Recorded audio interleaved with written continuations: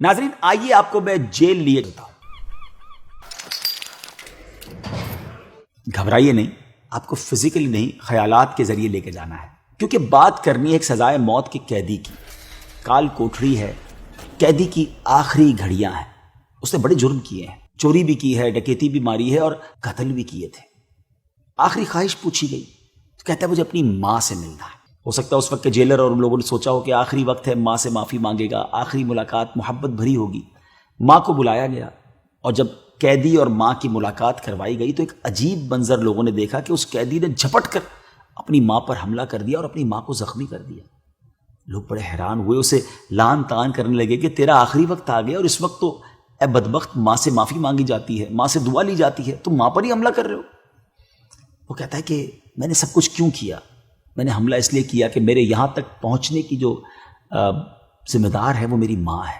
یقیناً اس نے درست نہیں کیا، لیکن اب ذرا بات سنیے گا اس قیدی کی. کہتا ہے جب میں اسکول میں تھا، چھوٹا بچہ تھا، تو اپنے کلاس فیلو کی کوئی چیز چوری کر کے لے آتا تھا. کبھی پینسل لے آتا تھا، کبھی ربڑ لے آتا تھا. میری ماں مجھے ڈانٹتی نہیں تھی، بعض اوقات تو مسکراتی تھی.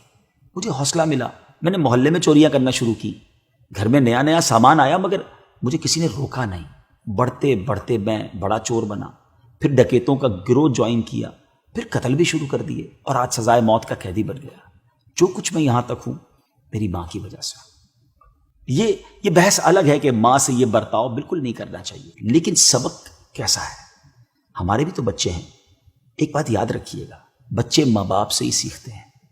جیسے ماں باپ ہوتے ہیں بچوں پر بڑا امپیکٹ پڑتا ہے. دیکھیں نا، جن گھروں میں نمازیں ہوتی ہیں، عبادتیں ہوتی ہیں، درود ہوتے ہیں، نعتیں ہوتی ہیں، تلاوت ہوتی ہے، بچے اسی سے اس کو ریپیٹ کر رہے ہوتے ہیں. ہم نے دیکھا ہے کہ چھوٹے چھوٹے بچے جب امی ابو کو یا دادا دادی کو نماز پڑھتے دیکھتے ہیں، وہ بھی ساتھ جا نماز پر کھڑے ہو جاتے ہیں. انہیں نماز پڑھنا آتی نہیں مگر وہ کاپی کرنے کی کوشش کرتے ہیں، کیونکہ گھر میں ماحول اچھا ہوتا ہے. اور جن گھروں میں لڑائی جھگڑے ہیں، گالی گلوچ ہے، بے حیائی کی باتیں ہیں، بعض اوقات وہ بچے باہر بھی اس طرح کی باتیں کرتے ہوئے نظر آ رہے ہوتے ہیں.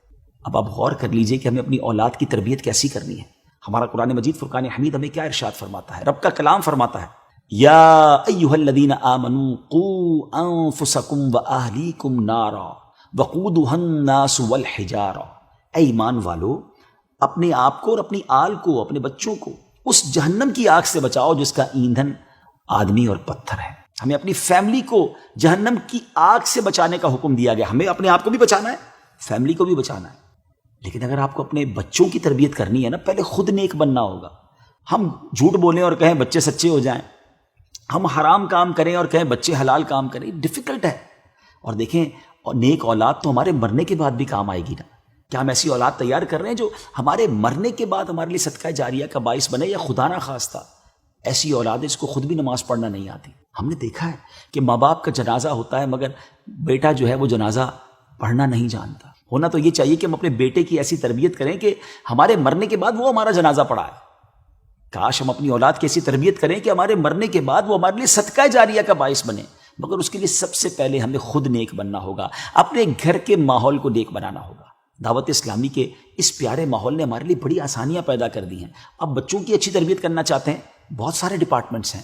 مدرسۃ المدینہ ہے جہاں قرآن حفظ و ناظرہ کروایا جاتا ہے. جامعۃ المدینہ ہے جہاں بچوں کو عالم بنایا جاتا ہے، بچیوں کو عالمہ بنایا جاتا ہے. دارالمدینہ ہے جہاں دنیاوی تعلیم کے ساتھ ساتھ دینی تعلیم دی جاتی ہے.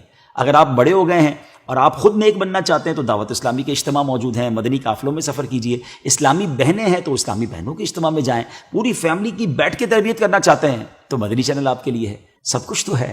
آگے بڑھیے، اپنی اچھی تربیت، اپنے بچوں کی اچھی تربیت کا اہتمام کیجئے، کیونکہ ہم سب نے مل کر جنت میں بھی تو جانا ہے نا.